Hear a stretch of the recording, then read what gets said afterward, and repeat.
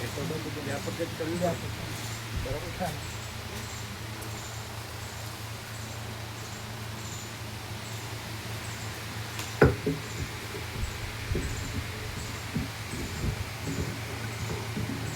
ઓમ ઓમ બરાબર. બીજા એવી રીતે શક્ય હોય તો જોઈ લેવાના, સમજે ને?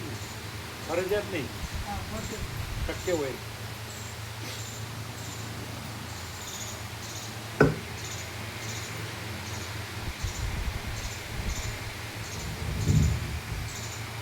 परम चिदाकाश,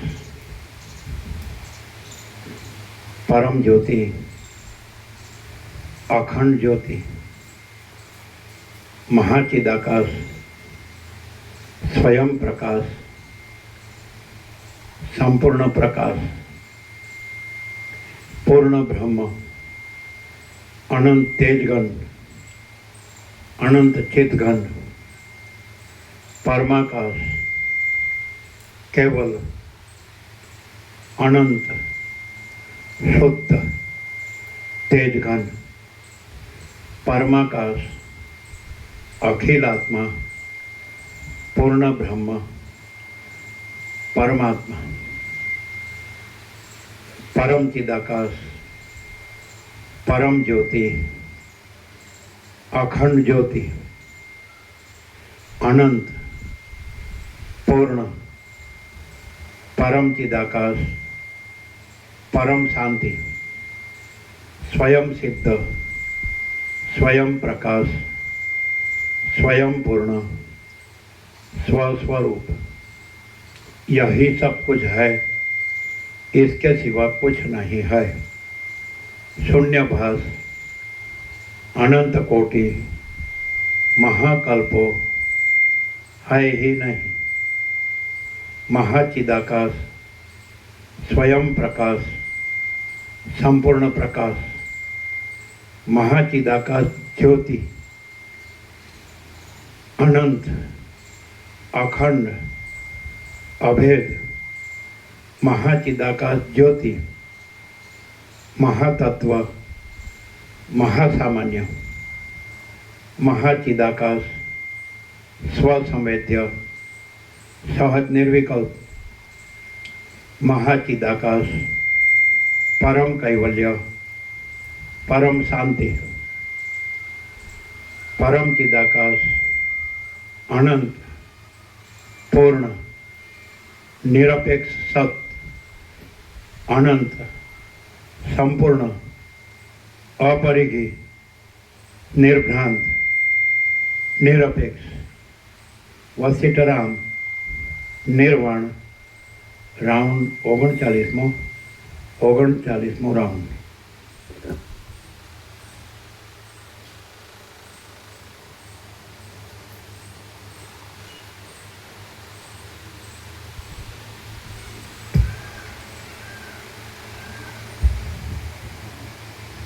आद्य परब्रह्म सद्गुरु देव की जय.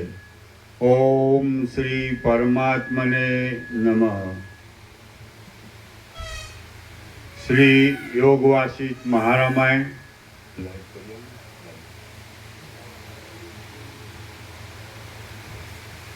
श्री योग वासिष्ठ महारामायण निर्वाण प्रकरण पूर्वार्ध सर्ग 29मો पेज नंबर 893.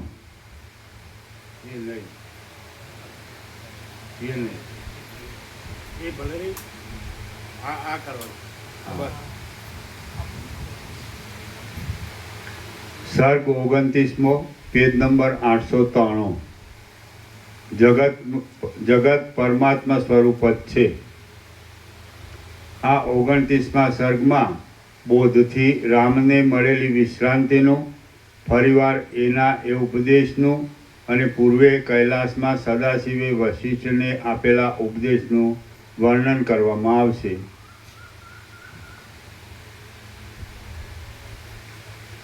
વાલ્મીકી બોલ્યા, સ્વસ્થ તથા સમચિત્તવાળા રામ એ પ્રમાણે ઉપદેશ સાંભળી પરમાનંદને પામીને સારી રીતે પોતાના સ્વરૂપમાં લીન થયા અને ત્યાં બેઠેલા બીજા સઘળા સભાસદો પણ ઉપશમથી ભરપૂર થયા.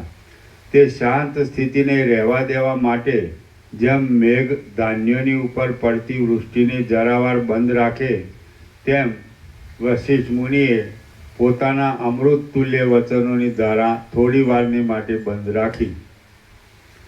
એક ઘડી પછી રામચંદ્રજી સમાધિમાંથી જાગ્યા. ત્યારે ભાષણ કરનારાઓમાં ઉત્તમ વશિષ્ઠ મુનિએ ફરીવાર તેનો તે વિષય નીચે પ્રમાણે કહ્યો. વશિષ્ઠ બોલ્યા, હે રામચંદ્રજી, તમે બહુ સારું સમજ્યા છો અને આત્માને પામી ચૂક્યા છો, તો હવે એ જ વિષયનું અવલંબન કરીને એમ જ રહેજો, સંસારમાં પડશો નહીં. હે રામચંદ્રજી, સંકલ્પ કે જે આ સંસારરૂપી પૈડાની કુંડલી છે તેને રોકવામાં આવે તો આ સંસારરૂપી પૈડું ચાલતું નથી. જો મનરૂપી કુંડલીને જરાક ગતિ આપવામાં આવે તો આ સંસારરૂપી પૈડું પ્રયત્નપૂર્વક રોકવામાં આવેલું હોય તો પણ વેગથી ફર્યા કરે છે. યુક્તિથી પ્રબળ પુરુષાર્થ, બળ અને બુદ્ધિનો આશ્રય કરીને સંસારરૂપી પૈડાની કુંડલી રૂપ ચિત્તને જ રોકવું જોઈએ. બુદ્ધિથી અને સુજનતાથી યુક્ત કરેલા શાસ્ત્રના સંસ્કારવાળા પુરુષાર્થથી બુદ્ધિથી અને સુજનતાથી યુક્ત કરેલા શાસ્ત્રના સંસ્કારવાળા પુરુષાર્થથી જે વસ્તુ મળે નહીં તે વસ્તુ ક્યાંય પણ મળતી નથી. બુદ્ધિથી અને સુજનતાથી યુક્ત કરેલા શાસ્ત્રના સંસ્કારવાળા પુરુષાર્થથી જે વસ્તુ મળે નહીં તે વસ્તુ ક્યાંય પણ મળતી નથી. મૂર્ખ લોકોએ કલ્પેલી કેવળ નસીબ ઉપરની ભાવના ત્યજી દઈને પોતાના પ્રયત્નનું અવલંબન કરીને પ્રથમ ચિત્તને રોકવું જોઈએ. હે રામચંદ્રજી, બ્રહ્માથી માંડીને પ્રવર્તેલા અજ્ઞાનરૂપી ભ્રમથી હે રામચંદ્રજી, બ્રહ્માથી માંડીને પ્રવર્તેલા અજ્ઞાનરૂપી ભ્રમથી આ જગત મિથ્યા છતાં સાચા જેવું દેખાય છે.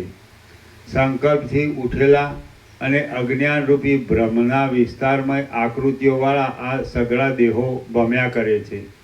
કોઈ સમયે દેહને માટે સંકલ્પ થાય તો ભલે થાય, પરંતુ બુદ્ધિમાન પુરુષે સુખ દુઃખોના વિચારમાં તો પડવું જ નહીં.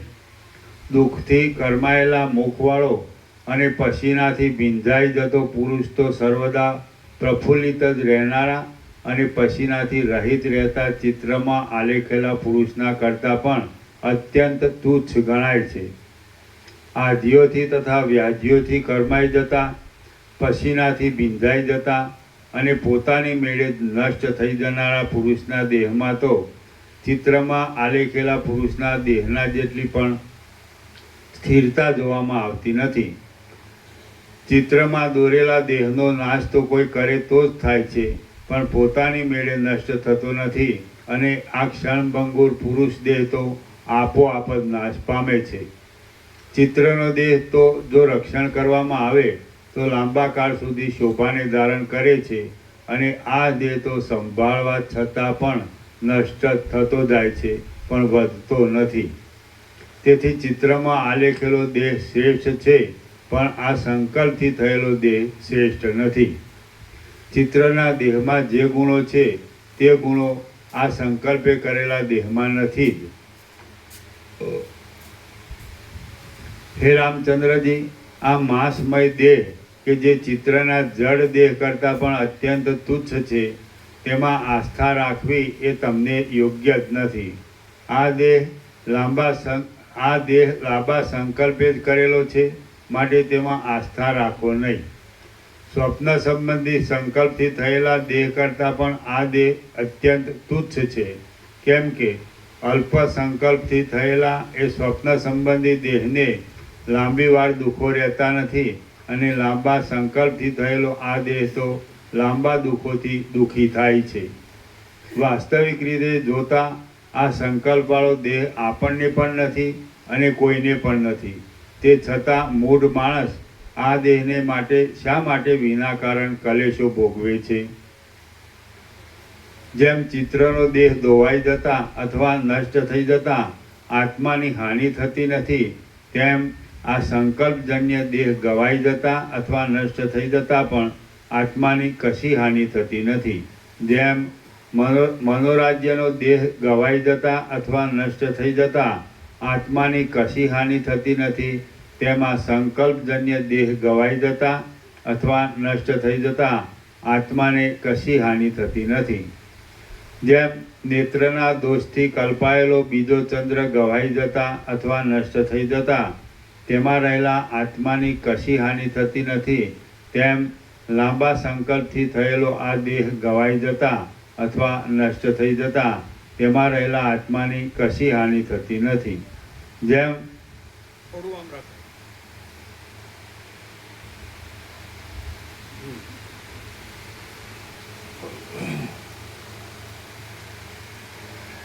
જેમ ઝાંઝવાના પાણીની નદી ધોવાઈ જતા અથવા નષ્ટ થઈ જતા તેમાં રહેલા આત્માની કશી હાનિ નથી, તેમ સંકલ્પ માત્રથી રચાયેલું અને નષ્ટ થવાના સ્વભાવવાળું આ શરીરરૂપી યંત્ર ઘસાઈ જતા અથવા નષ્ટ થઈ જતા તેમાં રહેલા આત્માની કશી હાનિ થતી નથી. લાંબા સ્વપ્ન જેવો અને ચિત્તના સંકલ્પથી કલ્પાયેલો આ દેહ દોષવાળો થાય કે શોભાવાળો થાય તો પણ તેમાં ચૈતન્યને કંઈ હાનિ કે લાભ થતા નથી. હે રામચંદ્રજી, ચૈતન્યનો અંત થતો નથી, આત્મા ચલિત થતો નથી અને બ્રહ્મ વિકૃત થતું નથી. હે રામચંદ્રજી, ચૈતન્યનો અંત થતો નથી, આત્મા ચલિત થતો નથી અને બ્રહ્મ વિકૃત થતું નથી, માટે દેહનો નાશ થતાં શી હાનિ થાય છે? જેમ ચક્કર લેતા ચગડોળ ઉપર બેઠેલો પુરુષ અત્યંત મોહને લીધે દિશાઓને પોતાથી ઉલટી રીતે ભમતી જુએ છે, તેમ અકસ્માત ઉત્પન્ન થયેલા આ મિથ્યા અજ્ઞાનરૂપી ચક્રની ઉપર ચડેલો જીવ દેહોના સમૂહને ઉથલપાથલ પામતો જુએ છે. આ દેહરૂપી ચક્ર ભમેલું, ભમતું, પડતું, પાડેલું, હણાયેલું અને હણાતું જોવામાં આવે છે. એ સગળો અજ્ઞાનનો જ વિલાસ છે. એટલા માટે યોગ્ય ધીરજ ધારણ કરીને આ સંસારરૂપી ગાઢ ભ્રમને ત્યજી દેવો. સંકલ્પે અથવા અજ્ઞાને કરેલો આ દેહ કેવળ દેખાય છે, પણ વાસ્તવિક રીતે તે છે જ નહીં. જે વસ્તુ અજ્ઞાન આદિ મિથ્યા પદાર્થે કરેલી હોય તે વસ્તુ કદી પણ સત્ય હોતી નથી. જેમ રજ્જુમાં સર્પ મિથ્યા જ ઉત્પન્ન થાય છે, તેમાં દેહ મિથ્યા જ ઉત્પન્ન થયો છે અને તે દેહ ખોટી જ જગતની ક્રિયાને કરે છે કે જે ક્રિયા બ્રહ્મને લીધે સાચી જેવી લાગે છે. હે રામચંદ્રજી, જે કામ જડ પદાર્થે કર્યું હોય તે કરેલું જ કહેવાતું નથી, કેમ કે ચેતનની પેઠે જડમાં અપરાધનો આરોપ થતો નથી. આ પ્રમાણે દેહ પણ જડ છે, માટે જગત સંબંધી ક્રિયાઓને કરતો હોય તો પણ તે કશું કરતો નથી એમ સમજવું. દેહ જડ હોવાથી ક્રિયાઓથી રહિત છે અને આત્મા ઈચ્છા વગરનો છે, તેથી તેને પણ ક્રિયાઓ કરવી સંભવતી નથી. માટે ક્રિયાઓનો કરતા કોઈ પણ નથી. આત્મા તો કેવળ ક્રિયાઓનો દ્રષ્ટા છે. જેમ વાયુ વિનાના સ્થળમાં રહેલો દીવો પોતાના સ્વરૂપમાં જ રહે છે, તેમ જગતની સ્થિતિ સર્વ પદાર્થોની અંદર સાક્ષીની પેઠે જ રહેવું જોઈએ. નીચે બેસવાનું છે, એમને ગાદી છે.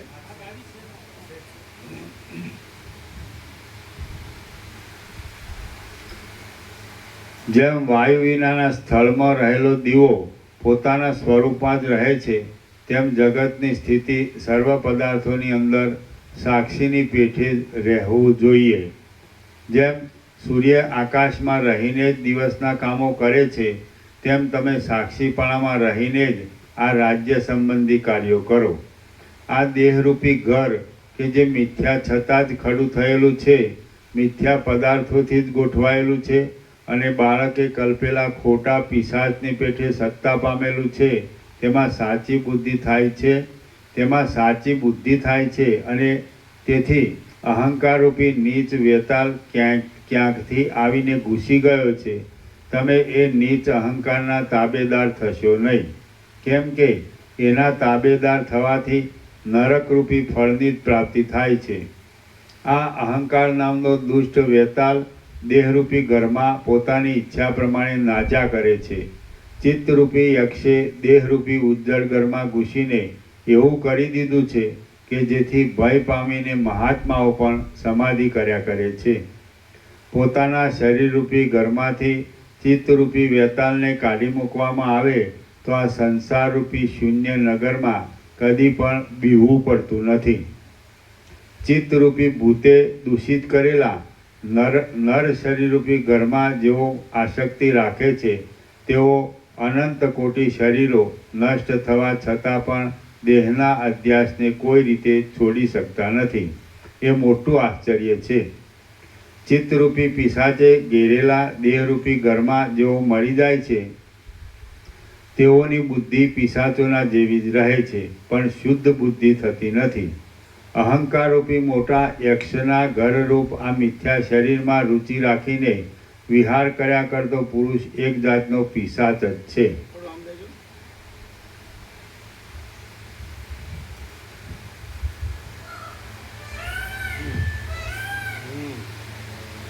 ઉપરથી આમ.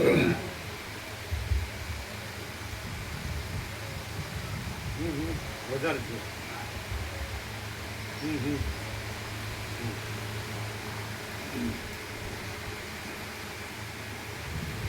ચિત્તરૂપી પિશાચે ઘેરેલા દેહરૂપી ઘરમાં જેઓ મરી જાય છે તેઓની બુદ્ધિ પિશાચોના જેવી જ રહે છે, પણ શુદ્ધ બુદ્ધિ થતી નથી. અહંકારરૂપી મોટા યક્ષના ઘરરૂપ આ મિથ્યા શરીરમાં રુચિ રાખીને વિહાર કર્યા કરતો પુરુષ એક જાતનો પિશાચ જ છે, કેમ કે શરીર કદી પણ સ્થિર રહેવાનું નથી. હે રામચંદ્રજી, તમે વિશાળ બુદ્ધિથી અહંકારની પરાધીનતા ત્યજી દઈને અહંકારને પણ ભૂલી જાઓ અને પછી પોતાના આત્માનું જ અવલંબન કરો. નરકને ઈચ્છનારા જે લોકો અહંકારરૂપી પિશાચને વશ થઈને મોહથી તથા મદથી અંધ થયેલો હોય છે તેઓના ઉપર મિત્રો કે બાંધવો પણ સ્નેહ રાખતા નથી. અહંકારથી દૂષિત થયેલી બુદ્ધિ વડે જે ક્રિયા કરવામાં આવે છે તે ક્રિયાનું ઝેરી લતાના જેવું જ મરણાત્મક કૌંસમાં કલેશ તથા વેર આદિરૂપ ફળ જ થાય છે. વિવેક તથા ધૈર્યથી રહિત રહેનારા જે મૂર્ખ પુરુષે પોતાના અહંકારના મહોત્સવનું જ અવલંબન કર્યું હોય તે પુરુષને તુરત દુઃખી થયેલો સમજો. હે રામચંદ્રજી, જે બિચારાઓ અહંકારરૂપી પિશાચને વશ થયેલા હોય છે તેઓ નરકોરૂપી અગ્નિઓમાં કાષ્ટોરૂપ થાય છે. જેમના દેહરૂપી વૃક્ષની કોતરોમાં કૌંસમાં હૃદયમાં અહંકારરૂપી સર્પ ફૂંફાડા મારતો હોય તેમનું તે વૃક્ષ તરત પડી જાય છે. હે મહાત્માઓમાં ઉત્તમ રામચંદ્રજી, આ દેહમાં અહંકારરૂપી પિશાચ રહે તો પણ ભલે અને જાય તો પણ ભલે, પરંતુ તમે એ પિશાચનો અત્યંત અનાદર જ કરજો. ચિત્તથી જ દૂર કરેલો, અપમાન કરેલો અને તિરસ્કૃત કરેલો એ અહંકારરૂપી પિશાચ તમને કશી હાનિ કરી શકશે નહીં.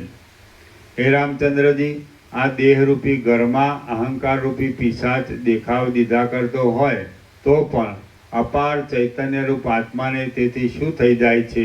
કશું થતું નથી. ચિત્તરૂપી યક્ષના વળગાડવાળા પુરુષોને જે ભારે ભારે વિપત્તિઓ પ્રાપ્ત થાય છે તે વિપત્તિઓની ગણતરી સેંકડો વર્ષોથી પણ કરી શકાતી નથી. હે રામચંદ્રજી, હાય હાય, હું માર્યો ગયો છું અને બળી ગયો છું ઇત્યાદિ પ્રકારની જે દુઃખની વૃત્તિઓ થાય છે તે સર્વ અહંકારરૂપી પિશાચની શક્તિઓ છે, બીજા કોઈની નથી.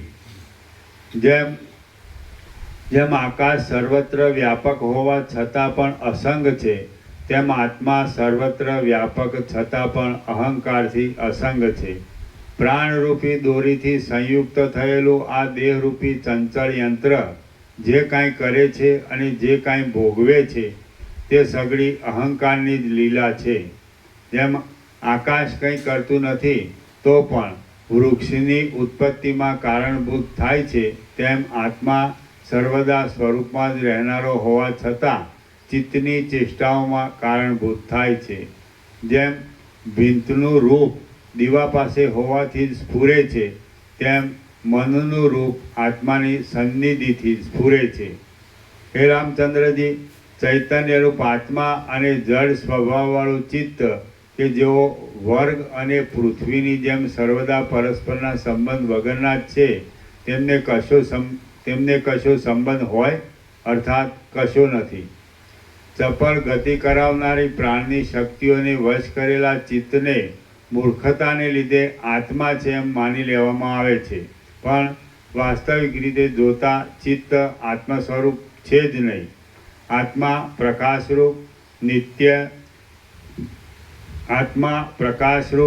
નિત્ય, સર્વવ્યાપક અને સર્વશક્તિમાન છે, અને ચિત્ત તો હૃદયના મોટા અંધકારરૂપ, અનિત્ય, પરિમિત પ્રદેશમાં રહેનાર અને શઠ છે. તમે વાસ્તવિક રીતે સર્વજ્ઞ આત્મા જ છો, પણ મનરૂપ કદી નથી. મનમાંથી અધ્યાસને દૂર કરી નાખો. મનની સાથે શું મળી ગયા છો? હે મહાત્મા રામચંદ્રજી, દેહરૂપી શૂન્ય ઘરમાં રહેલો આ મનરૂપી દુષ્ટ પિશાચ આત્માને કદી અડકી શકતો નથી. તે છતાં પણ ચૂપચાપ રીતે આત્માને પોતાના સ્પર્શવાળો માની લે છે. મનરૂપી પિશાચ કે જે સંસારમાં નાખનારો, અકલ્યાણરૂપ અને ધૈર્યરૂપી સર્વસ્વને હરી જનારો છે, તેને છોડી દઈને તમે જે રૂપ છો તે રૂપે સ્થિર થાઓ. તમે જે રૂપ છો તે રૂપે સ્થિર થાઓ. ચિત્તરૂપી મજબૂત રીતે પડેલા માણસને શાસ્ત્રો, બાંધવો કે ગુરુઓ કોઈ પણ બચાવી શકતા નથી. જેમ કાદવ થોડો હોય તો લોકો તેમાંથી મૃગને બહાર કાઢી શકે છે, તેમ ચિત્તરૂપી વેતાલ શાંત થતાં થોડીક મૂર્ખતા રહી હોય તો તે પુરુષને ગુરુઓ, શાસ્ત્રો તથા બાંધવો તે મૂર્ખતામાંથી બહાર કાઢી શકે છે. આ જગતરૂપી શૂન્ય નગરમાં નાચ્યા કરતા ચિત્તરૂપી મસ્ત વેતાલે સઘળા દેહરૂપી ઘરને દૂષિત કરી નાખ્યું છે. દેહરૂપી પ્રદેશમાં ઉત્પન્ન થયેલું આ સઘળા જગતરૂપી મોટું શૂન્ય જંગલ ચિત્તરૂપી વેતાલે ઘેરેલું હોવાને લીધે કોને ત્રાસ આપતું નથી. આ જગતરૂપી નગરીમાં ચિત્તરૂપી પિશાચ શાંત થઈ ગયો હોય એવું દેહરૂપી ઘર તો થોડા ઘણા સત્પુરુષોનું જ હોય છે. હે રામચંદ્રજી, આ જગતમાં જે દિશા સાંભળવામાં આવે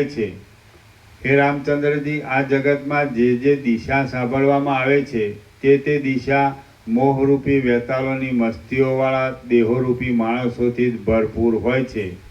તમે ધૈર્યનું દ્રઢ અવલંબન કરીને આ જગતરૂપી મોટા જંગલમાં નાના બાળકની જેમ મૂંઝાયા કરતાં તમારા આત્માનો ઉદ્ધાર કરો.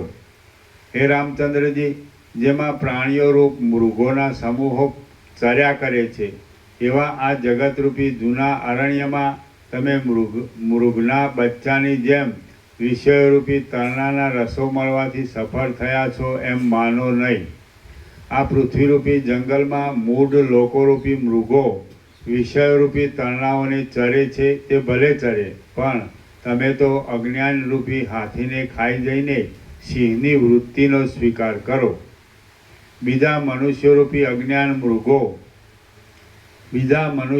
અજ્ઞાન મૃગો પોતાના જંગલરૂપ આ જંબુદ્વીપમાં જે રીતે વિહાર કરે છે તે રીતે તમે વિહાર કરો નહીં. બંધુઓની મમતારૂપ કાદવની ખાડ કે જે બહુ જ થોડા સમય સુધી જ ઠંડી લાગે એવી છે અને કાદવથી ખરડી દેનારી છે, તેમાં પાડાની પેઠે તમારે પડવું યોગ્ય નથી. ભોગોના વૈભવોને દૂર કરી નાખવા જોઈએ. મહાત્માઓની પદવીને અનુસરવું જોઈએ અને પોતાના અમૂલ્ય પ્રયોજનનો વિચાર કરીને કેવળ પોતાના આત્માનો જ આશ્રય કરવો જોઈએ. આ દેહ કે જે અપવિત્ર, તુચ્છ, અભાગ્યો અને દુષ્ટ આકારવાળો છે, તેને માટે આસક્તિરૂપ કાદવમાં તમારે ડૂબવું યોગ્ય નથી. કેમ કે એ કાદવમાં ડૂબેલા લોકોને ચિંતારૂપી દારૂણ રાક્ષસી ખાઈ જાય છે. આ દેહને બીજાઓ કૌંસમાં કર્મે, આ દેહને બીજાઓએ રચ્યો છે, તેમ બીજો યક્ષ કૌંસમાં અહંકાર તેમ બીજો યક્ષ ઘૂસી ગયો છે. તેનું દુઃખ બીજાને કૌંસમાં મનને થાય છે અને તે દુઃખને બીજો ભોગવે છે. આ દેહને બીજાઓએ રચ્યો છે તેમ બીજો યક્ષ ઘૂસી ગયો છે. તેનું દુઃખ બીજાને થાય છે અને તે દુઃખને બીજો ભોગવે છે. તેમાં આવે તેમાં બીજો યક્ષ ઘૂસી ગયો.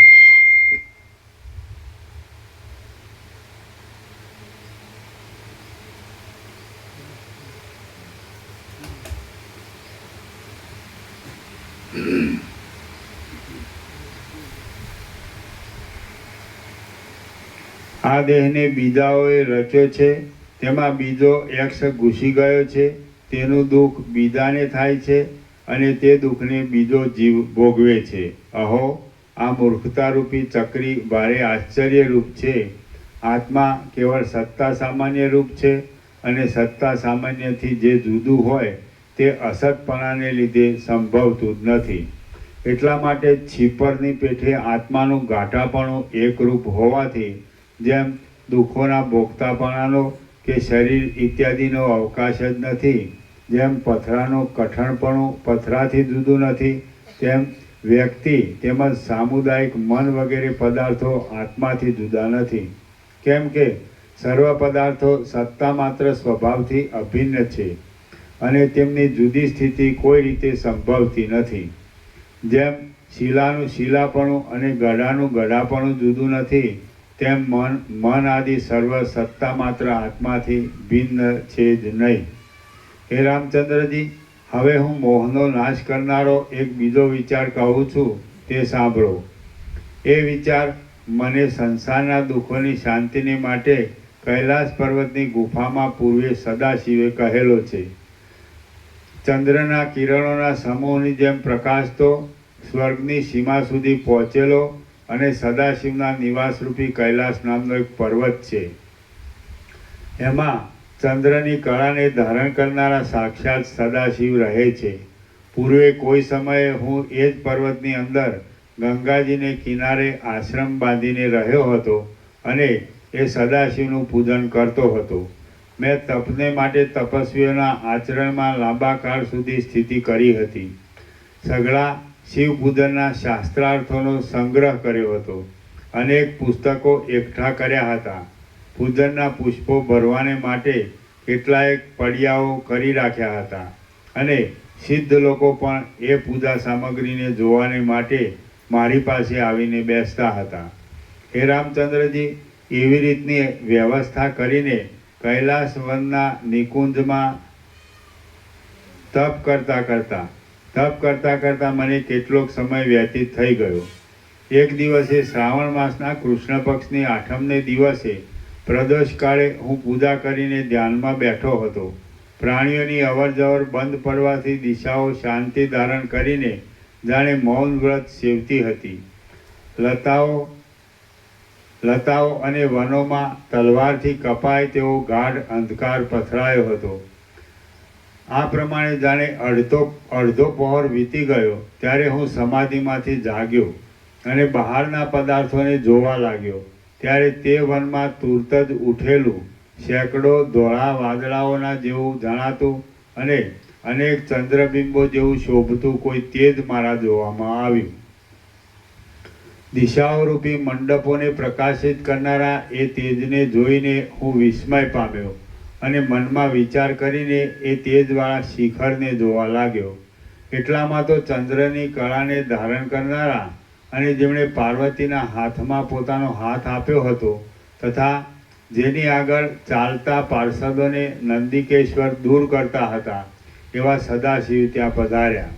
આથી મેં બહુ જ પ્રસન્ન થઈને મારી પાસેના શિષ્યોને સમજાવી અર્ઘ્ય લઈ તેમની દ્રષ્ટિથી પવિત્ર થયેલા તેમના સમીપના પ્રદેશમાં જઈ દૂરથી જ પવિત્રતાપૂર્વક પુષ્પાંજલિ આપી, અર્ઘ્ય આપ્યો અને પ્રણામ કરીને સ્તુતિ પણ કરી.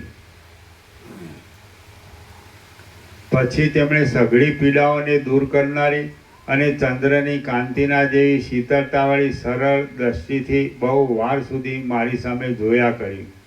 પછી ઘણા પુષ્પોવાળા શિખરની ઉપર બિરાજેલા તે ત્રૈલોક્યના સાક્ષીરૂપ સદાશિવની સામે જઈને મેં અર્ઘ્ય, પાદ્ય તથા પુષ્પો અર્પણ કર્યા.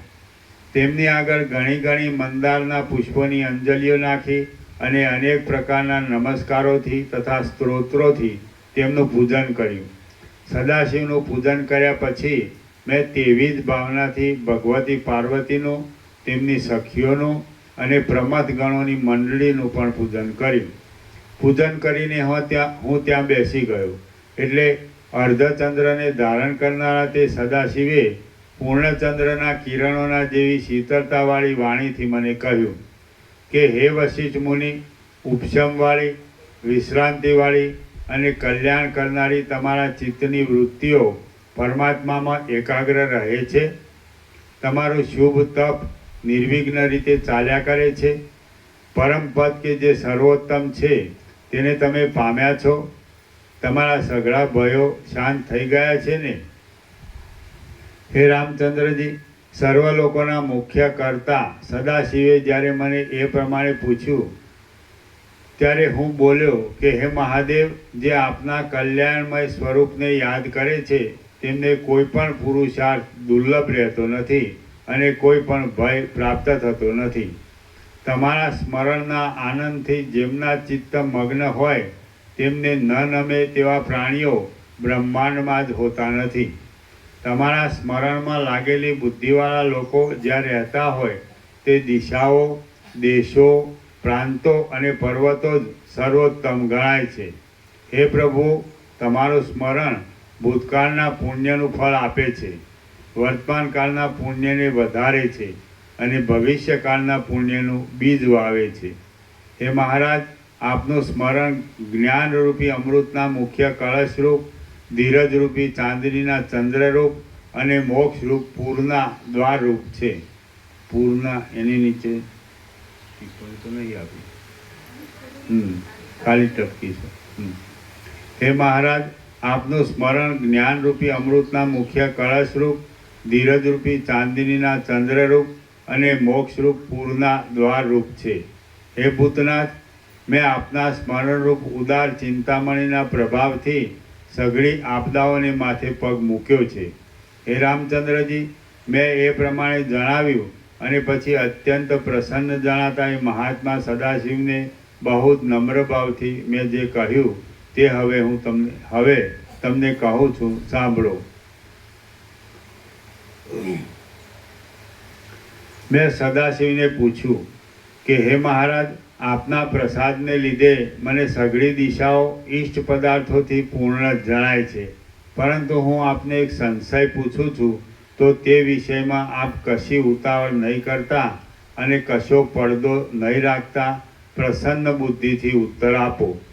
મારો સંશય એ છે કે કયા પ્રકારથી દેવાર્ચન કૌંસમાં દેવ પૂજન કરવામાં આવે તો પાપોનો નાશ થાય છે અને સઘળા કલ્યાણોની વૃદ્ધિ થાય. સદાશિવ બોલ્યા, હે વશિષ્ઠ મુનિ, હું તમને સર્વોત્તમ દેવાર્ચનનો પ્રકાર કહું છું તે તમે સાંભળો કે જે પ્રકારથી એકવાર દેવાર્ચન કરવામાં આવે તો પણ મુક્તિ પ્રાપ્ત થાય છે. હે મહાબાહુ વશિષ્ઠ મુનિ, ખરા દેવ કોણ છે એ તમે જાણો છો? હું, વિષ્ણુ, બ્રહ્મા, ઇન્દ્ર, વાયુ, સૂર્ય, અગ્નિ કે ચંદ્ર પણ ખરા દેવ નથી. તેમજ બ્રાહ્મણ, રાજા, રુદ્ર કે તમે પણ ખરા દેવ નથી.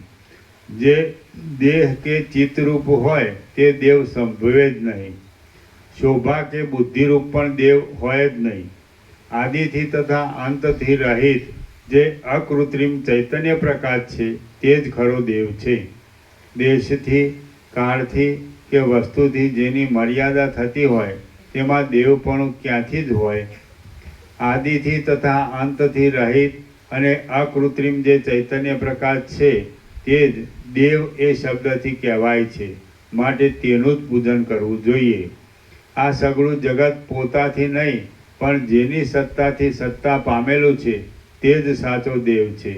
જેમ 4 ગાઉ ચાલવા જેટલી જેની શક્તિ હોય નહીં તે માણસને તેના ગજા પ્રમાણે 1 ગાઉ ચાલવાનું કહેવામાં આવે છે, તેમ જેઓને ચૈતન્ય પ્રકાશરૂપ સાચા દેવનું જ્ઞાન નથી તેઓને શાસ્ત્રકારોએ તેમના જ્ઞાનની મર્યાદા પ્રમાણે સાકાર વગેરેનું પૂજન કહેલું છે.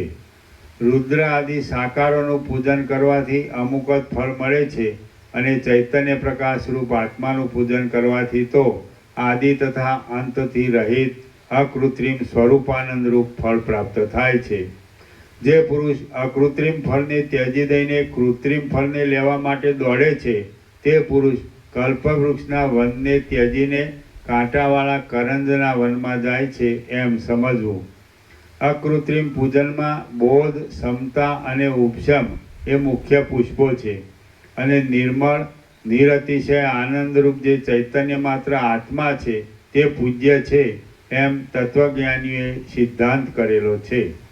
ઉપશમ, બોધ તથા સમતા આદિ પુષ્પોથી આત્મારૂપ દેવનું અર્ચન કરવું એ જ સાચું દેવાર્ચન છે એમ સમજો.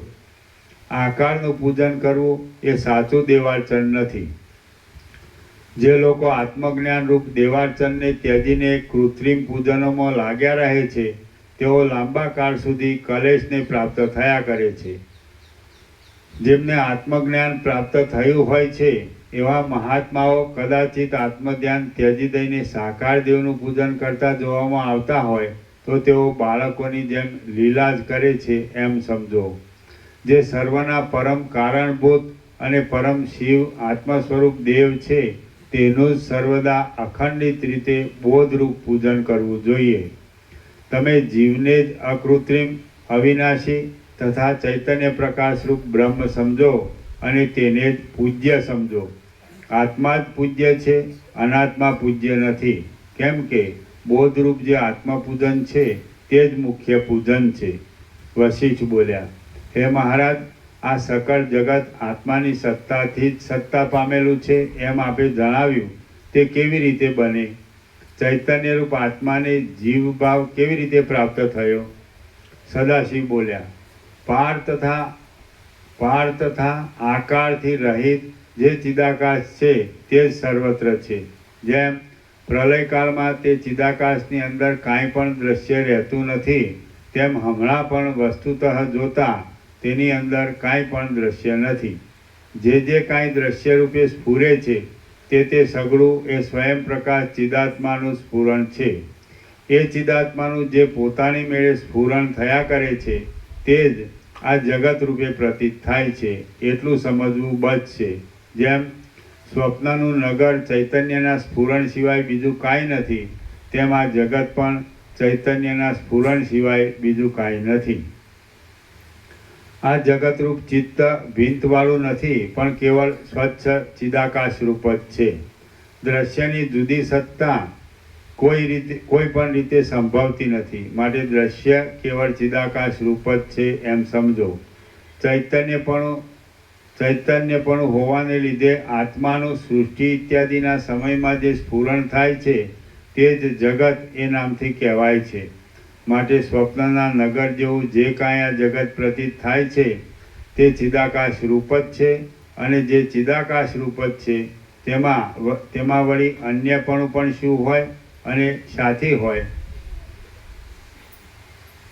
પર્વતો, આકાશ, જીવાત્મા અને પ્રાણીઓનો સમુદાય પણ ચૈતન્ય માત્ર જ છે. સૃષ્ટિ ઇત્યાદિનો સમય કે જેમાં સઘળું જગત પ્રતીત થાય છે તેમાં પૃથ્વી, સ્વર્ગ કે પાતાળમાં પણ કેવળ ચિદાકાશ સિવાય બીજું શું સંભવે છે તે કહો? કશું સંભવતું નથી. જેમ પાદપ અને વૃક્ષ એ પરસ્પરના પર્યાય શબ્દો જ છે તેમ ચિદાકાશ, પરમાકાશ, બ્રહ્માકાશ, જગત અને ચૈતન્ય એ પરસ્પરના પર્યાય શબ્દો જ છે. સ્વપ્ન, સંકલ્પ કે માયાથી જ્યારે જગતનો અનુભવ થાય છે ત્યારે ચિદાકાશ જ જગત રૂપે પ્રતીત થાય છે એમ સમજો. જેમ સ્વપ્નમાં ચિદાકાશ જગત રૂપે પ્રતીત થાય છે તેમ જાગ્રતમાં પણ ચિદાકાશ જ જગત રૂપે પ્રતીત થાય છે. જેમ આપણને સ્વપ્નમાં જગત પ્રતીત થાય છે તેમ જાગ્રતમાં પ્રતીત થાય છે. જેમ સ્વપ્નના નગર ચિદાકાશ વિના બીજું કાંઈ નથી તેમ જાગ્રતમાં પણ ચિદાકાશ વિના બીજું પણ કાંઈ નથી. સઘળા દ્રશ્યોમાં કોઈ પણ દ્રશ્ય ચિદાકાશથી જુદું સંભવતું નથી. માટે સઘળા દ્રશ્યોથી જોડાયેલું આ દ્રશ્ય ચિત્ત અર્થાત સઘળું જગત ચિદાકાશ માટે જ છે. પરમાત્માનું સ્ફુરણ જ અથવા પરમાત્માનો પહેલો સંકલ્પ જ ત્રણેય લોકરૂપ થઈને પોતાની મેળે ઉઠેલો છે. માટે પરમાત્મામાં આ ત્રણેય લોક સ્વપ્નની જેમ જ રહેલા છે, પણ દ્વૈતવાદીઓના માનવા પ્રમાણે રહેલા નથી. જેમ સ્વપ્નમાં સઘળું ઘટપટાદી ચિદાકાશ માત્ર જ છે, તેમ સૃષ્ટિ વગેરેમાં પણ સઘળું જગત ચિદાકાશ માત્ર જ છે.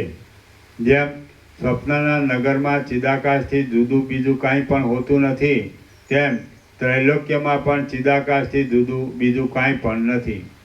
ત્રણેય કાળમાં દેશ કાળ તથા ચિત્ત સહિત જે કાંઈ દેખાવો થાય છે તથા જે કાંઈ ભાવ કે અભાવ થાય છે તે સઘળું ચિદાકાશ માત્ર જ છે. હે વશિષ્ઠ મુનિ, જે સાચો દેવ છે તેનું નિરૂપણ મેં તમને કહી સંભળાવ્યું. અને તે દેવથી તમે જુદા નથી, તે દેવથી તમે જુદા નથી, હું જુદો નથી અને સઘળું જગત પણ જુદું નથી. તમે પણ એ દેવ છો, હું પણ એ દેવ છું અને સઘળું જગત પણ એ દેવ છે. સઘળા પદાર્થોનું, જગતનું, તમારું, મારું અને બીજાનું પણ વાસ્તવિક સ્વરૂપ એ પરમાત્મા જ છે, બીજું કાંઈ પણ નથી. જેમ સંકલ્પના નગરમાં અને સ્વપ્નના નગરમાં ચિદાકાશથી જુદું બીજું કાંઈ રૂપ નથી, તેમ હિરણ્યગર્ભની ઉત્પત્તિથી માંડીને આ સઘળી સૃષ્ટિમાં ચિદાકાશથી જુદું બીજું કાંઈ પણ રૂપ નથી. શ્રી યોગ વાસિષ્ઠ મહારામાયણમાં નિર્વાણ પ્રકરણના પૂર્વાર્ધનો જગતનું પરમાત્મમયત્વ વર્ણન નામનો સર્ગ 29મો સમાપ્ત. સર્ગ 30મો ચૈતન્યની સત્તા અને જીવદશાની પ્રાપ્તિ ઇત્યાદિ.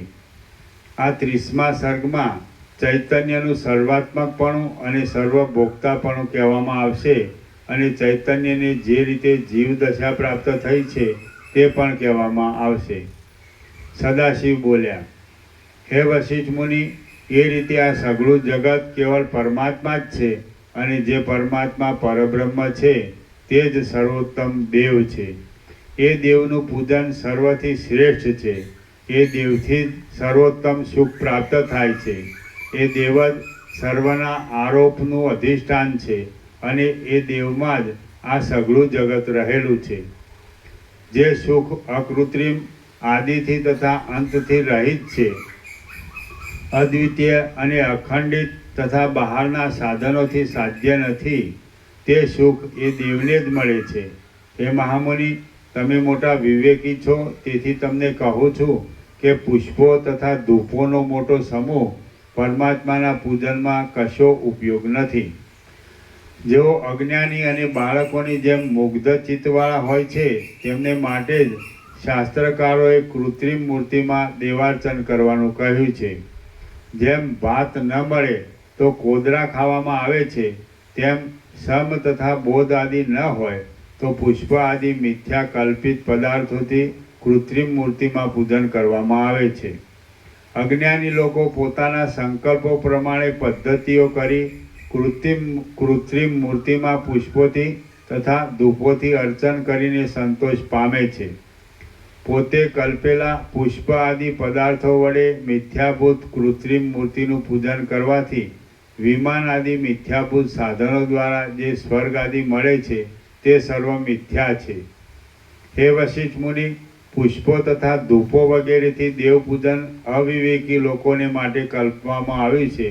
એટલા માટે તમારા જેવા વિવેકી પુરુષોએ કરવા યોગ્ય જે દેવપૂજન છે તેનું હું નિરૂપણ કરું છું. હે મહાબુદ્ધિમાન વશિષ્ઠ મુનિ, જે દેવ આપણે કલ્પેલા આ જગતની અંદર આવી જતા હોય તે દેવને તમે મિથ્યા જ સમજો. હે મહાબુદ્ધિમાન વશિષ્ઠ મુનિ, જે દેવ આપણે કલ્પેલા આ જગતની અંદર આવી જતા હોય તે દેવને તમે મિથ્યા જ સમજો. ખરો દેવ તો ત્રૈલોક્યના આધારરૂપ પરમાત્મા જ છે, બીજા કોઈ નથી. મંગળરૂપ બ્રહ્મા આદિ પણ સઘળી પદવીઓથી ન્યારો જેને સઘળી મનોવૃત્તિઓ પહોંચી શકતી નથી એવો, સઘળી વિષયભોગોના સંકલ્પોથી રહિત, સર્વરૂપ હોવા છતાં સર્વથી અલગ, દેશકાળ વગેરેની મર્યાદાથી રહિત, સઘળા પદાર્થોને પ્રકાશ આપનારો, નિર્મળ અને કેવળ ચૈતન્યરૂપ જે આત્મા છે તે જ દેવ કહેવાય છે. સઘળા તત્વોથી ન્યારી, સઘળા તત્વોની અંદર રહેલી, સર્વને સત્તા આપનારી અને પોતાની સત્તાથી સર્વની સત્તાનું અપહરણ કરનારી જે સંવિત છે તે જ દેવ છે. હે વશિષ્ઠ મુનિ, વ્યવહારિક તથા પ્રાતિભાષિક પદાર્થોના અધિષ્ઠાનરૂપ અથવા સાક્ષીરૂપ જે ચૈતન્ય છે તે જ દેવ કહેવાય છે. વ્યવહારિકના નીચે ટિપ્પણી છે. કેવળ પરમાર્થ દશામાં જે મિથ્યા હોય તે ઘટપટાદી વ્યવહાર દશામાં સત્ય છે, પણ વ્યવહાર દશામાં જે મિથ્યા છે તે સર્વ ભ્રમ પ્રાતિભાષિક ગણાય છે. સૂર્યાદિકને પણ પ્રકાશ આપનારા તે ચૈતન્ય જ શ્રુતિઓ સત તથા ઓમ ઇત્યાદિ શબ્દોથી કહે છે. સામાન્ય સત્તારૂપ સ્વભાવથી સર્વમાં સમાન રૂપ રહેલું એ બ્રહ્મ જ મહાચિત્ત અને પરમાર્થ કહેવાય છે. જેમ લતાઓની અંદર રસ રહે છે તેમ એ સર્વાત્મક ચૈતન્ય સર્વમાં સત્તા સામાન્ય રૂપે રહેલ છે અને સર્વનો બાદ થાય ત્યારે મહાસત્તા રૂપે રહે છે. હું, તમે, અરુંધતી, પાર્વતી, ગણ અને ત્રણેય લોક આદિ સઘળા પદાર્થો પણ ચૈતન્ય તત્વ છે. તેને જ ઉત્તમ બુદ્ધિવાળા તત્વવેતા પુરુષો દેવ સમજે છે. હાથ પગ ઇત્યાદિ અવયવોવાળો જે કોઈ બીજો દેવ કલ્પવામાં આવે છે તેમાં પણ કેવળ ચૈતન્ય માત્ર વિના બીજો શો સાર છે તે કહો. એક જે કેવળ ચૈતન્ય છે તે જ સંસારના સારરૂપ છે. સર્વના સારપણાને પામેલો એ જ દેવ છે. એથી જ સઘળું પ્રાપ્ત થાય છે અને એ જે પૂર્ણ દેવ છે તે જ હું છું. હે વશિષ્ઠ મુનિ, એ દેવ કોઈથી પણ દૂર નથી, કોઈને પણ દુર્લભ નથી, સર્વદા દેહમાં રહે છે, આકાશમાં રહે છે અને સર્વમાં રહે છે. એ દેવ જ સઘળું કરે છે, સઘળું ભોગવે છે, સઘળું ધારણ કરે છે, જાય છે, નિશ્વાસ લે છે, પ્રત્યેક અંગોને જાણે છે અને સર્વજ્ઞ છે. હે મુનિવર, આ શરીરરૂપી નગરી કે જે વિચિત્ર ચેષ્ટાઓવાળી છે તે દેવથી સ્ફુરે છે અને એ દેવના સ્વરૂપમાં જ ગોઠવાયેલી છે. તેમાં એ દેવ રહે છે. આ બુદ્ધિરૂપી ગુફા કે જે શરીરરૂપી પહાડમાં રહેલી છે તે દેવના અનુગ્રહથી જ ચલિત થયા કરે છે અને અન્નમય આદિ ગહન કોષોવાળી છે. તેમાં પણ તેનો સ્વામી આત્મા એ જ દેવ રહેલ છે. મન આદિ 6 ઇન્દ્રિયોની ગતિથી અલગ રહેનારા એ નિર્મળ આત્માનું જ ઉપદેશના વ્યવહાર માટે ચિત્ત એ સ્ત્રીલિંગ નામ કલ્પેલું છે. ચિન્મય, સૂક્ષ્મ, સર્વવ્યાપી અને નિર્લેપ એ દેવ જ આ જોવામાં આવતા જગતરૂપ આભાસને અધ્યારૂપની દશામાં કરે છે અને અપવાદની દશામાં નથી કરતો. હે વિદ્વાન વશિષ્ઠ મુનિ, જેમ વસંત ઋતુ રસથી લતાને શોભાવે છે તેમ એ અત્યંત નિર્મળ ચિત્ત જગતને માટે જગત સંબંધી ક્રિયાને શોભાવે છે. સર્વને સત્તા તથા સ્ફુરણ આપવારૂપ ચમત્કારો પૂર્વની વાસનાઓના અનુસારથી ચૈતન્યમાં જ અનેક ચમત્કારોને પ્રકટ કરે છે. તેથી કેટલાક ચમત્કારો આકાશ રૂપે, જીવ રૂપે, ચિત્ત રૂપે, કલા રૂપે, દેશ રૂપે, ક્રિયા રૂપે, દ્રવ્ય રૂપે, જાયતે આદિ વિકાર રૂપે, ગુણોના ભેદો રૂપે, જાતિઓ રૂપે, યોગ્યતાઓ રૂપે, પ્રકાશો રૂપે, પર્વતો રૂપે, અંધકાર રૂપે, સૂર્ય તથા ઇન્દ્ર આદિ રૂપે અને યક્ષો રૂપે દેખાય છે. જેમ વસંત ઈચ્છા વિનાનો સત્તા અંકુરને ઉત્પન્ન કરે છે તેમ ચિદાત્મા ઈચ્છા વિના પણ આ જગતને ઉત્પન્ન કરે છે. ત્રૈલોક્યરૂપ સમુદ્રોની તાત્વિક સ્થિતિઓનો વિચાર કરતા એ સઘળી સ્થિતિઓમાં સર્વદા એક જ ચૈતન્ય જ જળના સમૂહના ઠેકાણે છે, પણ બીજું કંઈ નથી એમ સિદ્ધ થાય છે. પોતામાં આરોપિત થયેલા સઘળા જગતનો પ્રકાશ કરવામાં શક્તિ ધરાવનારું એ ચૈતન્ય શરીરરૂપી કમળમાં ભમતા મનરૂપી ભ્રમરે ધરેલી સંકલ્પરૂપ મકરંદની સત્તાનો સ્વાદ લે છે. જેમ જળ ચક્રીમાં રહીને ભ્રમણ કર્યા કરે છે, તેમ દેવ, દૈત્ય, ગંધર્વ, પર્વતો તથા સમુદ્રો અને આ સઘળું જગત ચૈતન્યમાં રહીને ભ્રમણ કર્યા કરે છે. કર્તા અને ભોગતાના અભિમાનવાળું, બંધન આપનાર, ચિત્તમય આચારથી શોભતા ચપળ જીવોરૂપ ચકરીઓવાળું ને ભ્રમણના પાત્રરૂપ આ સંસારરૂપી ચક્ર ચૈતન્યરૂપી ચક્રમાં ભમ્યા કરે છે. જેમ વર્ષાકાળ ઇન્દ્રધનુષવાળા મેઘનો વેશ ધારણ કરીને તડકાને દૂર કરે છે, તેમ ચૈતન્યે શંખ, ચક્ર આદિ આયુધોવાળા વિષ્ણુનો વેશ ધારણ કરીને દૈત્યોના મંડળને માર્યું હતું. હે વશિષ્ઠ મુનિ, નંદી તથા ચંદ્ર વગેરે ચિહ્નોવાળા મહાદેવનો વેશ ધારણ કરીને એ ચૈતન્ય જ પાર્વતીરૂપ કમલિનીના મુખરૂપ કમળમાં ભ્રમરપણાને પામેલું છે. એ ચૈતન્ય જ વિષ્ણુના નાભિ કમળમાં જાણે ભ્રમરપણાને પામેલું હોય તેમ ત્રણ વેદરૂપ કમલિનીના મહાસરોવરરૂપ બ્રહ્માના શરીરને ધરે છે. જેમ ઝાડમાં પાંદડા થાય છે અને સુવર્ણમાં આભૂષણોની રચના થાય છે, તેમ એ ચૈતન્યમાં આ ઘણા વિચિત્ર શરીરો થયેલા છે. એ ચૈતન્ય જેના ચરણોને સઘળા દેવતાઓ નમે છે, એવા ઇન્દ્રનો વેશ ધારણ કરીને ત્રૈલોક્યનું આધિપત્ય કરે છે. જેમ સમુદ્રનું જળ તરંગપણાને પ્રાપ્ત થઈને પોતામાં જ અસ્ત પામે છે, ઉદય પામે છે અને ગતિ કરે છે, તેમ એ ચૈતન્ય ત્રૈલોક્યના આડંબર ભરેલા ઉદરને પ્રકાશ આપનારા સૂર્યાદિકપણાને પ્રાપ્ત થઈને પોતામાં જ અસ્ત પામે છે, ઉદય પામે છે અને ગતિ કરે છે. ચારે દિશાઓમાં પ્રકાશ કરતી એ ચૈતન્યરૂપી ચાંદની જ સઘળા પદાર્થોની સત્તારૂપ કુમુદિનીને ખીલવે છે. જેમ ગર્ભિણી સ્ત્રી પોતાના ગર્ભને પોષા કરે છે, તેમ એ ચૈતન્યરૂપી દર્પણની પ્રકાશિત સ્વચ્છ શોભા પોતાની અંદર રહેલા પ્રતિબિંબ જેવા ત્રૈલોક્યને પોષા કરે છે. જેમ જળના સમૂહરૂપ રસ શક્તિ સમુદ્ર સ્વરૂપ બને છે, તેમ એ ચૈતન્ય 14 લોકોમાં રહેનારા પ્રાણીઓના મોટા મંડળોની સત્તાનું સંપાદન કરે છે.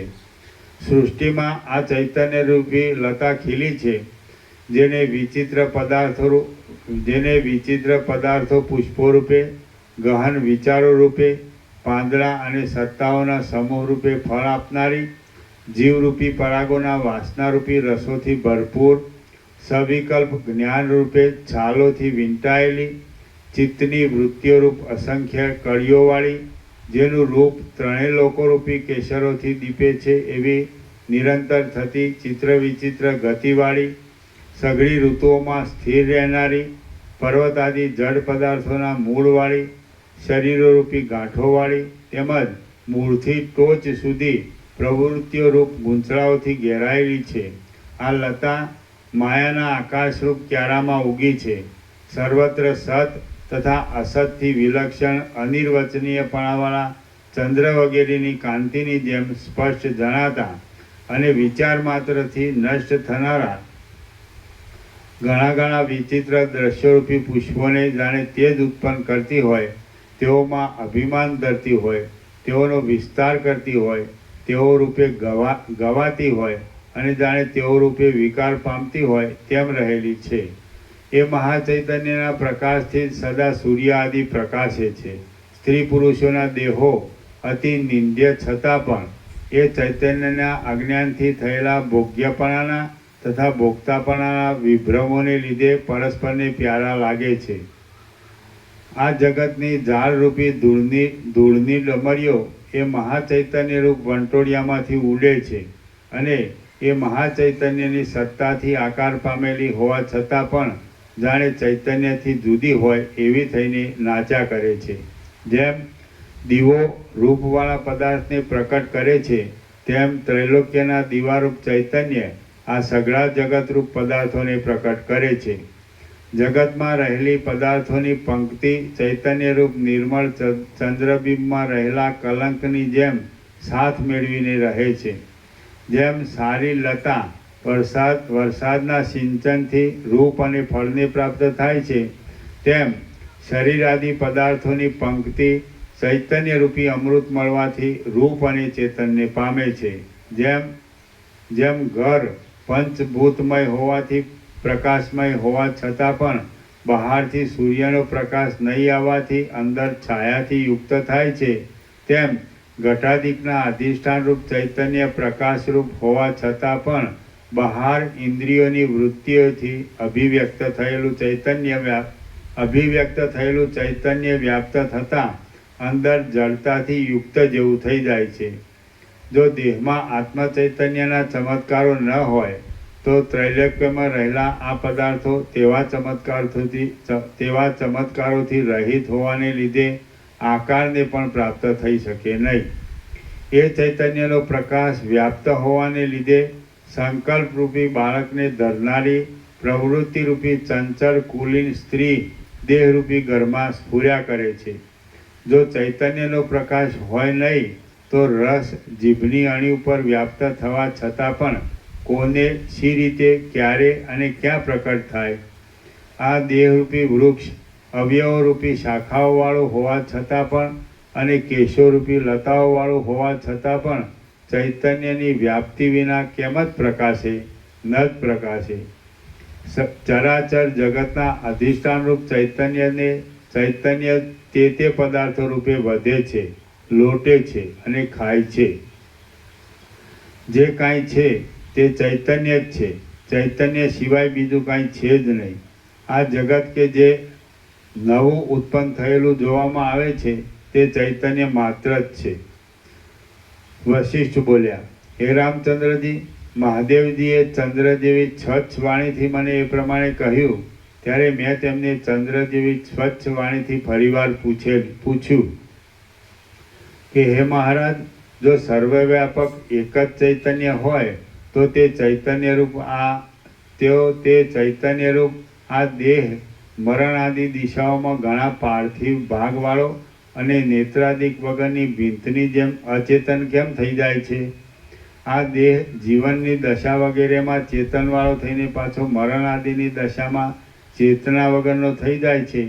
એવી રીતની જગતમાં પ્રત્યક્ષ અનુભવમાં આવતી સ્થિતિ શી રીતે સંભવે? કેમ કે ચૈતન્ય અવિનાશી સ્વભાવવાળું અને અપરિણામી હોવાથી તે ચૈતન્યને કોઈ રીતે પણ જડપણાનો સંબંધ ઘટતો નથી. એ રીતે મારું પૂછવું સાંભળીને મહાદેવજીએ મને નીચે પ્રમાણે કહ્યું. સદાશિવ બોલ્યા, હે બ્રહ્મવેત્તાઓમાં ઉત્તમ વશિષ્ઠ મુનિ, સાંભળો. તમે જે પૂછ્યું તે સઘળાનો હું તમને ઉત્તર આપું છું. તમે આ મોટો પ્રશ્ન પૂછ્યો છે. આ દેહમાં સર્વભૂતરૂપ જે એક જ ચૈતન્ય છે તેનો એક કલ્પિત ભાગ બુદ્ધિમાં લાગેલો છે, તેથી કર્તા અને ભોગતાપણાના અભિમાનવાળો છે, અને બીજો ભાગ કે જે કૂટસ્થ છે તે નિર્વિકલ્પ છે. જેમ સારા આચરણવાળી સ્ત્રી સ્વપ્નમાં ઝાડનો સંકલ્પ કરવાથી ચારિત્ર્યમાં ભ્રષ્ટ થઈ બીજી હોય તેમ લાગે છે, તેમ કૂટસ્થ ચૈતન્ય કલ્પિત સંકલ્પથી પોતાના એક પ્રદેશમાં પોતાને જીવરૂપ સમજી લઈને જાણે કર્તૃત્વ ભોક્તૃત્વવાળું હોય અર્થાત બીજું હોય એવું થઈ રહ્યું છે. એટલે ચૈતન્યમાં જે ભેદ છે તે પણ ઉપાધિએ જ કરેલો છે, પણ વાસ્તવિક નથી. જેમ એનો એ પુરુષ કોપને લીધે ક્ષણ માત્રમાં રાક્ષસ જેવો ક્રૂર થઈ જાય છે, તેમ કૂટસ્થ ચૈતન્ય જુદા જુદા સ્વરૂપને પ્રાપ્ત થઈને વિકલ્પરૂપ કલંકવાળું થઈ જાય છે. વિકલ્પની કલ્પના થવાથી એ ચૈતન્ય સ્વરૂપથી ભ્રષ્ટ થઈને અનુક્રમે જડની સાથે એકતાની ભાવના કરતાં સવિકલ્પ બુદ્ધિના વિષયપણાને પ્રાપ્ત થાય છે. એ ચૈતન્ય સૂક્ષ્મભૂત રૂપ અને ભાગ્યોના બીજરૂપ માયાથી મલિનપણાને પામે છે, અને તે પછી સમષ્ટિ પ્રાણરૂપ થાય છે. પછી અનુક્રમે સૂક્ષ્મભૂતોના પંચીકરણથી વ્યાપ્ત થઈને 14 બ્રહ્માંડરૂપ તથા કાળરૂપ થાય છે. પછી તેમાં પ્રાણના ધારણથી જીવરૂપ થઈને બુદ્ધિરૂપ, અહંકારરૂપ તથા ચિત્તરૂપ થઈ જાય છે. જેમ બ્રાહ્મણ ચંડાળનો વિચાર કરવાથી પોતે જ ચાંડાળ બની જાય છે, તેમ ચૈતન્ય ચિત્તપણાને પામીને સંસારનું અવલંબન કરે છે. કુટસ્થ ચૈતન્ય જ અજ્ઞાનથી મલિનપણાને પામી દેહરૂપે તથા જીવરૂપે કલ્પાય છે અને તેને લીધે પ્રાપ્ત થયેલી જડતાથી સર્વજ્ઞપણું છોડી દઈને નિરંતર જન્મ મરણ આદિને પ્રાપ્ત થયા કરે છે. જેમ જળ કરાપણાને પામે છે, તેમ અનંત સંકલ્પમય ચૈતન્ય જડતાના સંકલ્પોથી ભરપૂર થઈ જડતાથી જીવપણાની ભ્રાંતિને પ્રાપ્ત થાય છે અને તે પછી ચિત્ત, મન, મોહ તથા માયા ઇત્યાદિ નામોવાળું થઈને અત્યંત જડતાનો આશ્રય કરીને સંસારમાં જન્મે છે. મોહરૂપી મંદપણાને પ્રાપ્ત થયેલું એ જીવ ચૈતન્ય તૃષ્ણારૂપી બેડીથી પીડાય છે, કામ, ક્રોધ તથા ભયથી યુક્ત થાય છે, વૈભવ તથા દારિદ્ર્યને અનુસરે છે, પોતાના અનંત વ્યાપકપણાને છોડી દે છે, સ્ત્રી, પુત્ર ઇત્યાદિના વિયોગોમાં શોક આદિ વિકારોથી યુક્ત થાય છે, દુઃખરૂપી દાવાનળથી અત્યંત તપે છે, શોકો તથા અશુભોથી કંગાળ થઈ જાય છે. હું દુઃખ વગેરે સ્વભાવવાળો જ છું એવા મિથ્યા ભ્રમવાળો થઈ જાય છે, પોતાને દેહરૂપ જ માન્યા કરે છે અને અત્યંત દીનપણાને પામે છે. જેમ બુઢ્ઢો અને જંગલી હાથી મોટા કાદવમાં ખૂંચી જાય છે, તેમ તે મોહમાં ખૂંચી જાય છે, જન્મ મરણરૂપી લતાઓના હિંડોળામાં હિંચ્યા કરે છે, સંસારના અસાર તથા અપાર વિકારોથી વ્યવહાર કરે છે, હૃદયમાં તાપોથી તપ્યા કરે છે, રાગથી અને ક્રોધથી વ્યાપ્ત રહે છે, પોતાના ટોળામાંથી વિખૂટી પડેલી હરણીની જેમ વિહવળ રહે છે, વૈભવોનો ઉદય થતાં પ્રસન્ન થાય છે અને વૈભવોનો નાશ થતાં ખેદ પામે છે. જેમ ભૂત વળગતા છોકરી ભય પામીને નાસી જાય, તેમ પોતાના સંકલ્પથી અથવા બીજી કોઈ રીતે ભ્રમમાં પડી ભય પામીને નાસી જાય છે. જેમ ઊંટડી ખાડા ટેકરાવાળા ઊંચા પ્રદેશોમાં ઉગેલા ઝાડને ટોચમાં બંધાયેલા મધપૂડાના મધના ટીપાને ચાટવાની ઈચ્છાથી ઝાડ ઉપર ચડ્યા છતાં ઝાડ ઉપર ચડવા જતાં પોતાના ભારથી વચમાં જ લથડીને નીચા વિષમ પ્રદેશોમાં પડે છે, તેમ પોતાની વાસનાથી સેવેલા દુર્લભ વિષયોની આકાંક્ષાથી મોટા કર્મો કરવા જતાં વચમાં જ ભ્રષ્ટ થઈને નીચી દુષ્ટ સ્થિતિઓમાં આવી પડે છે, ભારે વિષમતામાં આવી પડે છે.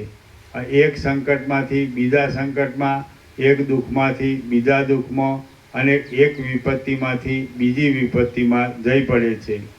અનેક પ્રકારના અનર્થોના સમૂહથી યુક્ત થાય છે, ચિંતાઓથી પરવશ ચિત્તવાળો રહે છે, નરકોમાં ક્રમે કરીને અધિક કષ્ટોને પામે છે, તાપથી તથા પશ્ચાતાપથી ઘેરાયેલો રહે છે, અનુક્રમે મનુષ્ય યોનિ પ્રાપ્ત થયા છતાં પણ વ્યવહારની વિદ્યા મેળવીને અર્થશાસ્ત્રના અભ્યાસમાં પડી ધન તથા ઘર આદિ પોતાના બંધનોને વધારવામાં જ રચોપચો રહે છે.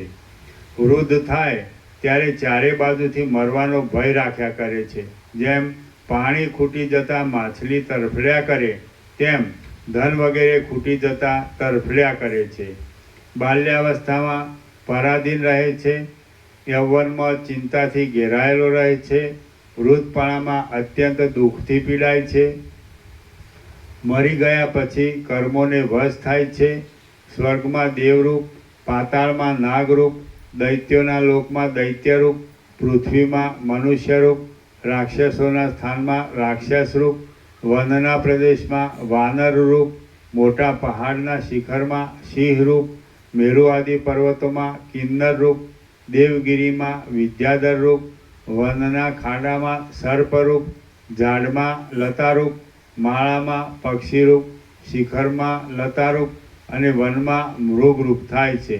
તેમજ સમુદ્રમાં નારાયણ રૂપે સૂવે છે, બ્રહ્મલોકમાં બ્રહ્મા રૂપે ધ્યાન કરે છે, કૈલાસમાં શિવ રૂપે પાર્વતીનું આલિંગન કરે છે, સ્વર્ગમાં ઇન્દ્ર રૂપે દેવતાનું રાજ્ય કરે છે, સૂર્ય રૂપે દિવસને ઉત્પન્ન કરે છે, પર્જન્ય રૂપે જળને વરસાવે છે, વાયુ રૂપે ચલન કરે છે, પર્વતના અધિષ્ઠાતા રૂપે પર્વતમાં અભિમાન ધારણ કરે છે, સમુદ્રના અધિષ્ઠાતા રૂપે સમુદ્રમાં અભિમાન ધરે છે, કાળના મંડપ રૂપે ઋતુઓના ચક્રને વેગથી ચલાવ્યા કરે છે, દિવસ રૂપે તેજને પ્રાપ્ત થાય છે, રાત્રિ રૂપે અંધકારને પ્રાપ્ત થાય છે, વૃક્ષ આદિકમાં બીજ રૂપે તથા રસ રૂપે જણાય છે, કોઈ સ્થળે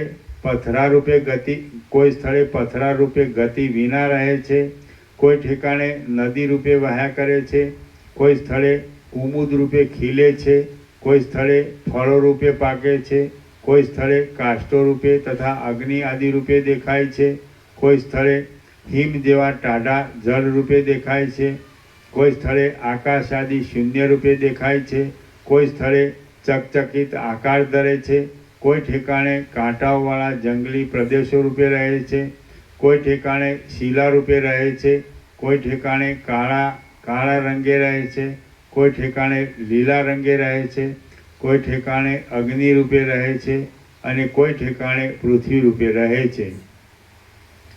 ચૈતન્ય સર્વાત્મકપણાથી સર્વમાં વ્યાપીને રહે છે અને પોતે સર્વશક્તિ ધારણ કરે છે, માટે જ એ રીતે સર્વરૂપે દેખાય છે. તો પણ વાસ્તવિક રીતે જોતા તે આકાશથી પણ વધારે નિર્લેપ છે. જેમ ગતિને લીધે જળ તરંગપણાનો અનુભવ કરે છે, તેમ ચૈતન્ય તે સ્થળમાં તે રીતના પોતાના વિવર્તને લીધે તે પદાર્થપણાનો અનુભવ કરે છે.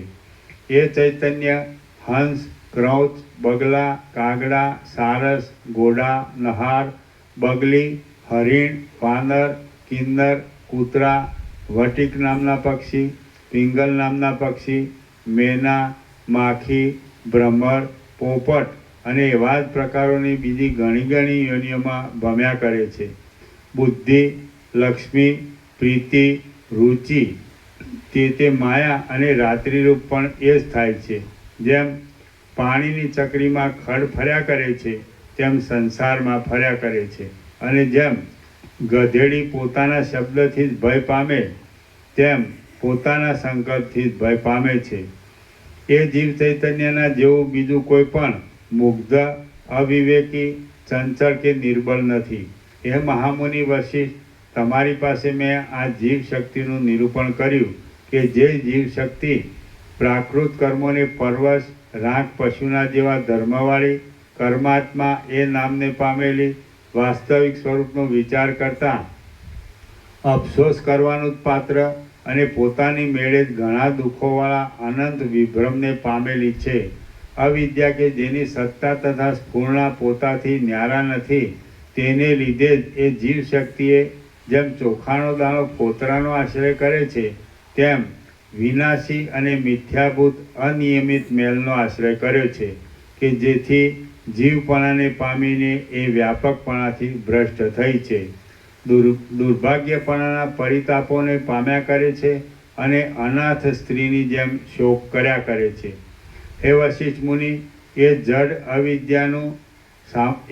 અવિદ્યાનું સામર્થ્ય જુઓ કે જેથી જીવ શક્તિ પોતાના સ્વરૂપનું સ્મરણ નહીં પામતા રેટના ગળાના આકાશની પેઠે નીચે ઉતરવાને માટે જ બેઠ્યા કરે છે. સર્ગ 30મો સમાપ્ત.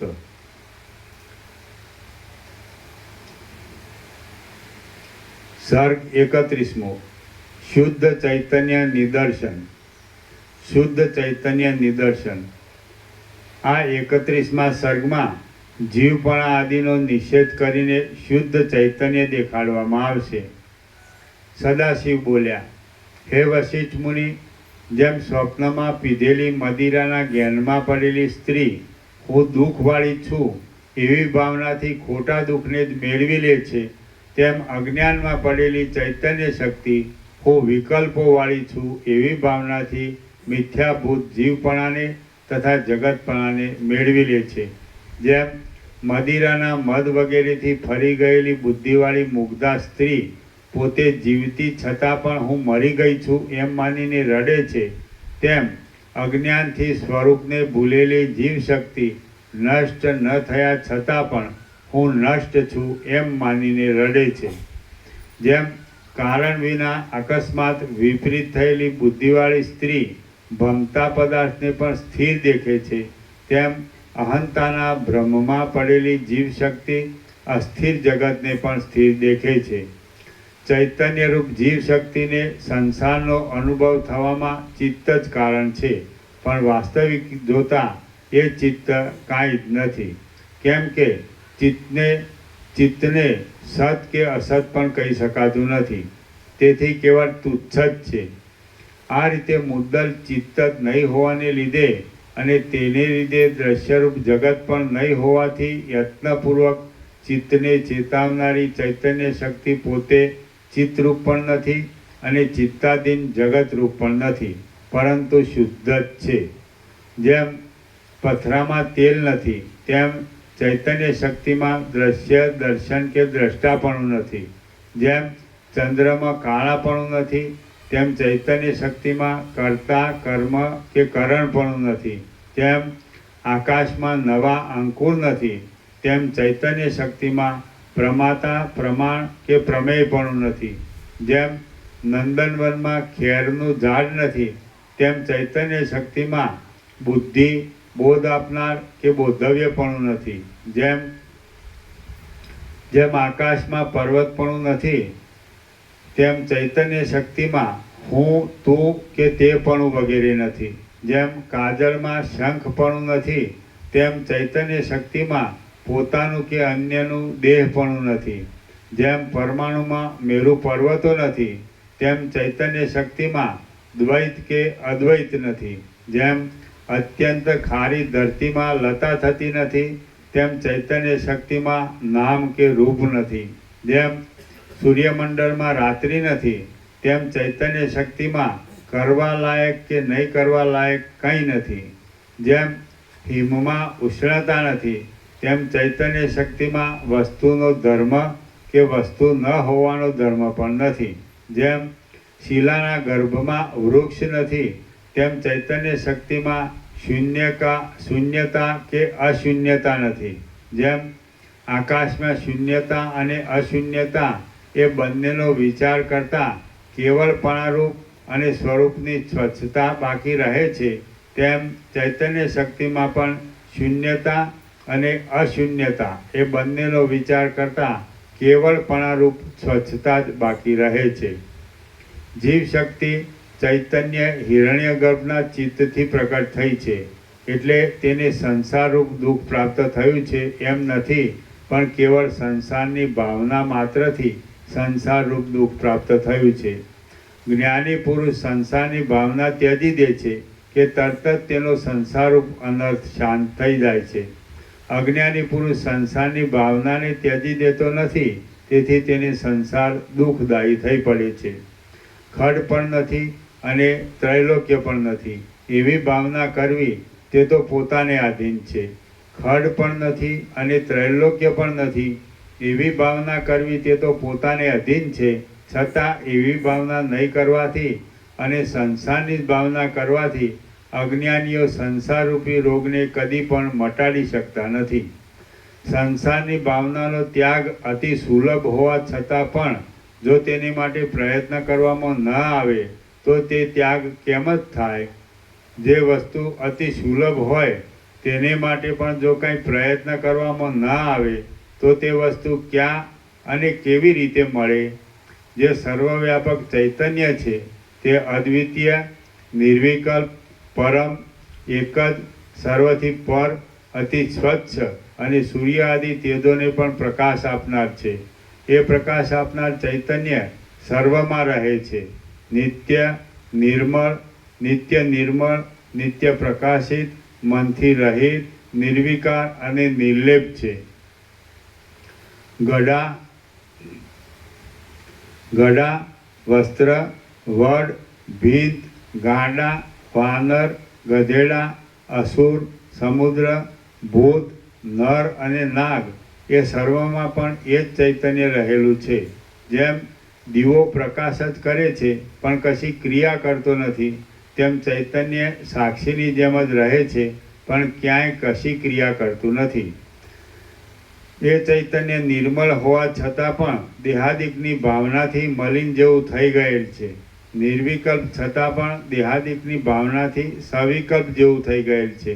ચેતન હોવા છતાં પણ દેહાદિકની ભાવનાથી જડ જેવું થઈ ગયેલ છે.